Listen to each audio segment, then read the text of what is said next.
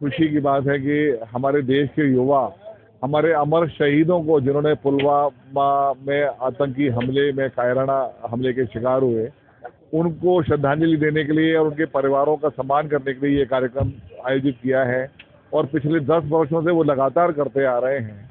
बहुत सुखद है, देश की पीढ़ी उन शहीदों के प्रति उद्गार रखती है। हम तो केवल महसूस कर सकते हैं, जिन्होंने अपने अपने सपूतों को खोया है, उनके प्रति भाव अगर रखते हैं तो मुझे लगता है कि देश की पीढ़ी सही जगह जा रही है। जहाँ पर दो कार्यक्रम बहुत ही शानदार आयोजित हुए, जिसमें एक PFLD द्वारा जो प्रस्तुति दी गई थी, उस प्रस्तुति के लिए क्या कुछ कहना चाहिए? उसके बाद में एक प्रस्तुति और थी, कभी मोहित सक्सेना है। कभी मोहित सक्सेना ने हमारे दिल को छुआ है। बहुत मुश्किल था उनकी कविता को सुन के बिना अश्रुधार के बैठना, और उन बच्चों ने जिन्होंने यहाँ पे कार्यक्रम प्रस्तुत किया है, समूह नृत्य प्रस्तुत किया है, उनकी प्रस्तुति को देख के भी बहुत मुश्किल था, क्योंकि बार बार आंसू आंखों से निकलने को तत्पर थे और बहुत ही रोचक और इमोशनल परफॉर्मेंस बच्चों ने दी है।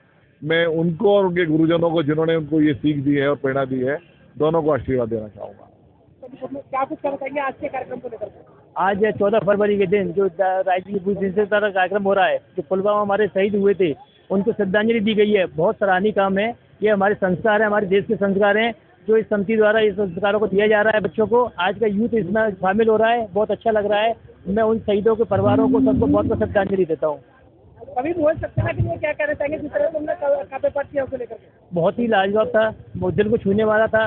उनको जो कविता सुनने के लिए बहुत अच्छा लगा। उन्होंने बहुत मेहनत की, उनके लिए बहुत बहुत बधाई, शुभकामनाएं देता हूँ। मैं सूबेदार ओनिल कैप्टन लक्ष्मी नारायण भाईपरा रेजिमेंट से सेवानिवृत्त हूँ। आज क्या कुछ कार्यक्रम? आज हमारा जो ये पुलवामा शहीद के बारे में कार्यक्रम हुआ है, उसके बारे में हमें बड़ी प्रसन्नता है कि कुछ न कुछ हमारे लोग जो है जागरूक हो रहे हैं, जो हमें जो है समझ रहे हैं कि भाई इन्होंने अगर देश के लिए कुछ किया है तो उनके बारे में कुछ सम्मान दिया जाए। बड़ी खुशी है। आपको जो सम्मान किया गया है वो किन किन युद्धों के लिए, किस गीता के लिए किया है? देखो, हमारी जो वीरता है, हमारी 30 साल की सेवा है।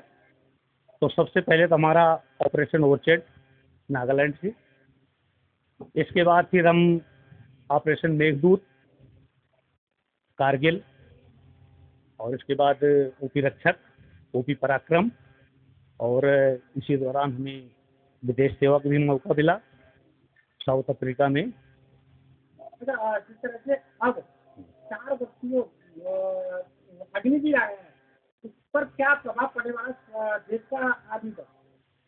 नहीं, मैं समझ नहीं पाया। मैं आज आपके माध्यम से समस्त पूरे देश को या अपने जवानों को या अपने देश के नागरिकों को बताना चाहता हूँ कि इसके बारे में बहुत ज़्यादा भ्रम फैलाया जा रहा है। अब विपक्ष पार्टी का भ्रम फैलाना उचित है, उनका काम है, लेकिन हकीकत ये है कि ये एक बहुत अच्छी योजना है।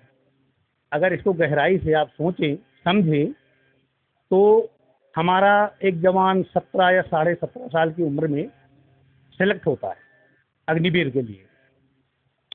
4 साल का समय है, लेकिन उसमें ये भ्रम फैलाया जा रहा है कि 4 साल बाद उनको निकाल दिया जाएगा। लेकिन उसमें भी 50% सेलेक्ट किए जाएंगे, बंदे परमानेंट रखे जाएंगे। जो 50% बचेंगे उनको ये सुविधा दी जा रही कि उनको जो है हर जगह आरक्षण मिल रहा है, प्रायोरिटी मिल रही है कि वो कहीं भी सिविल जॉब में या रेलवे में, CRP में, BSF में 100% उनको लिया जाएगा। तो देश के लिए फायदेमंद है। बिल्कुल 100% फायदेमंद है।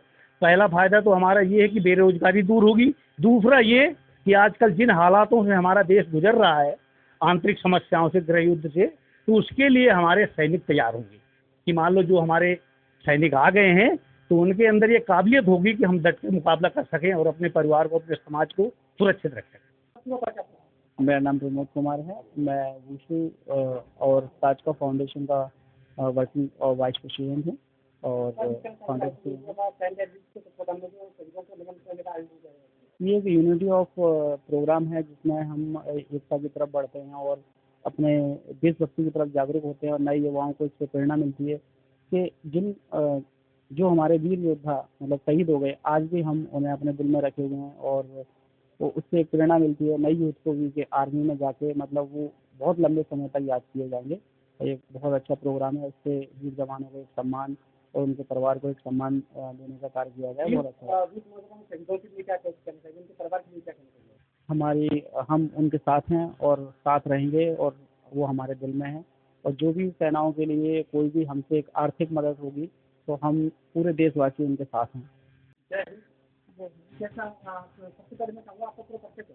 मेरा नाम रेखा मेहता है और मैं शहीद गोविंद सिंह मेहता की भाई हूँ, जिनकी शहादत 14 अक्टूबर 2015 में हुई थी। देश की सरहद पर अपना सर्वस्व का बलिदान करने वाले वीर सपूतों, उनकी माँ और बहन और उनके पुत्रों के लिए क्या कुछ संदेश रहेगा, कितना दुख दर्द सहने के बाद में कितना क्या रहेगा? मेरा यही संदेश रहेगा कि उनके जाने के बाद बहुत सी दुनिया हमारी अलग हो जाती है। मतलब उनके जाने के बाद हमारा जो बच्चे हैं, हम लोग हैं, उनकी बहुत कमी महसूस करते हैं। और जब हम ऐसे प्रोग्राम में आते हैं तो हम कुछ समय के लिए भूल जाते हैं, ऐसा लगता है कि सब कुछ प्रेजेंट में हो रहा है। आज राइजिंग इंडिया द्वारा आपको सम्मानित किया गया है, ऐसा कुछ राइजिंग इंडिया के लिए मैं राइजिंग इंडिया को कहना चाहूँगी कि ये प्रोग्राम बहुत अच्छा होता है और हर साल यहाँ आते हैं और हर साल में हम ये प्रोग्राम देखते हैं, क्योंकि ये दिल खुश हो जाता है और हर शहीदों के लिए प्रेरणा है कि उनको उनके परिवार को, फैमिलियों को यहाँ बुलाना चाहिए और उनको सम्मान करना चाहिए। पुलवामा अटैक पर किया है, इससे क्या कहना चाहिए? आज ये program the rising youth association द्वारा सेंट एंड्रयूज स्कूल के बच्चों द्वारा किया जा रहा है, जो आज 14 फरवरी है। आज 14 फरवरी को प्यार का दिन माना जाता है और साथ ही साथ पुलवामा हमले में जो आतंकवादियों ने हमारे हिंदुस्तानी लोग जो आतंकियों से हमले में मारे गए थे, उनके भी आज शहीदी दिवस मनाया गया है। तो इसी उपलक्ष्य में आज ये कार्यक्रम राम चौक पर रखा गया है और मेरे सभी आगरावासियों से निवेदन है कि इस प्यार के दिन के साथ साथ हमें उन शहीद लोगों को भी याद करना चाहिए जिन्होंने हमारे देश के लिए बलिदान हुए, जो हमारे देश के लिए शहीद हुए। धन्यवाद। देखिए, आज द राइजिंग यूथ एसोसिएशन व सेंट एंड्रूज ग्रुप के माध्यम से 8 साल लगातार इस कार्यक्रम को करते हुए हो गए। आज बहुत हम लोगों को श्रद्धांजलि देते हुए हमारी आंखें बहुत अश्रुपूरित हो रही हैं। बहुत सारे इस भारतवर्ष में बहुत सारे लोग आज फूलों से कोई कैसे भी इजहार कर रहा है आपस में प्रेम का, और इन लोगों ने जो पुलवामा हमले में जो शहीद हुए हैं, मैं उनको नमन करता हूं, उनके माँ बाप को नमन करता हूं कि ऐसे उन्होंने शहीद पैदा किए जो देश के लिए मर गए। हम इनको जिंदगी भर भूलेंगे नहीं। जय हिंद। देखिए, पुलवामा का कार्यक्रम हमने रखा नहीं है, हम लोग को श्रद्धांजलि दे रहे हैं। उन्होंने जो करा था ना, उसके लिए हम कुछ कर ही नहीं सकते। हम कितना भी कुछ कर लेंगे बहुत छोटा और बहुत कम होगा। इसलिए हम चाहते हैं कि जितने भी देशवासी हैं उनको याद करें, क्योंकि वो तो चले गए, उनके परिवार को सम्मान करें, उनको जगह दें। और मैं आपके चैनल के माध्यम से कहना चाहता हूँ कि अपने सामाजिक कार्यक्रमों में भी इनके लोगों को, शहीदों के परिवार के लोगों को याद करा करें, जिससे उन्हें लगे कि पूरा हिंदुस्तान उनका एक परिवार है। जय हिंद, वंदे मातरम।